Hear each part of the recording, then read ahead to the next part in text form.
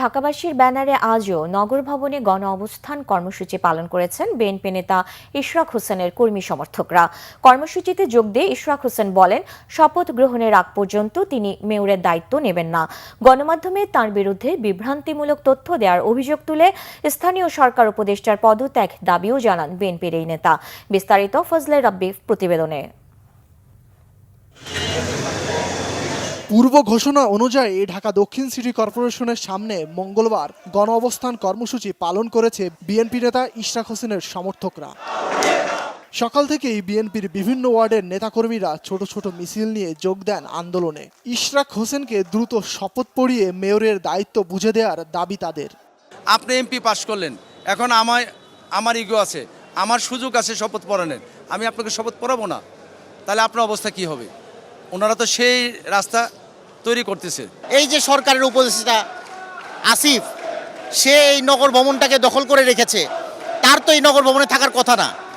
আজকে এই নগর ভবনটাকে লুটে পুটে খাচ্ছে। জনগণের ঢাকাবাসীর দাবি একটাই, যে এই ঢাকাবাসীর এই ঢাকা দক্ষিণের উন্নয়নের জন্য মেয়র ইশরাকের হাতেই ক্ষমতা বুঝিয়ে দেওয়া উচিত।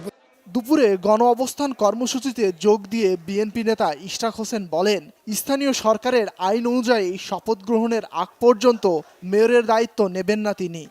জরুরি সেবা এবং পরবর্তীতে আমাদের সিদ্ধান্ত হয়েছে যে দৈনন্দিন সেবা অর্থাৎ জন্ম মৃত্যু নিবন্ধন সার্টিফিকেট, এই বিষয়গুলা যাতে চলমান থাকে সেটিকে নিশ্চিত করার জন্যে পর্যায়ক্রমে এটার সাথে যারা যুক্ত রয়েছে ওয়ার্ড সচিবরা, তাদের সাথে আমরা বৈঠক করে তাদেরকে দিক নির্দেশনা দিচ্ছি। এটি আমি করছি, কিন্তু অফিসিয়ালি মেয়র হিসেবে দায়িত্ব নেওয়ার জন্যে স্থানীয় সরকার যে আইন রয়েছে 2009 সালে গৃহীত এবং 2010 সালে তার বিধিমালা গৃহীত হয়, সেই অনুযায়ী অবশ্যই শপথ গ্রহণ অনুষ্ঠানটি আয়োজন করতে হবে।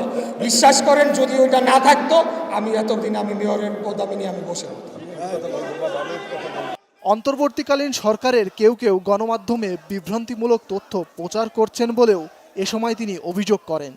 আমি দুর্নীতি দমন কমিশনকে আহ্বান জানাতে চাই, আপনারা এখানে আসুন, এসে এখানে যতদিন এই আসিফ মাহমুদ সজীব ভুঁইয়া অফিস করেছে, কি কি দুর্নীতি করে গিয়েছে তার সমস্ত কিছু আপনারা তদন্ত করুন।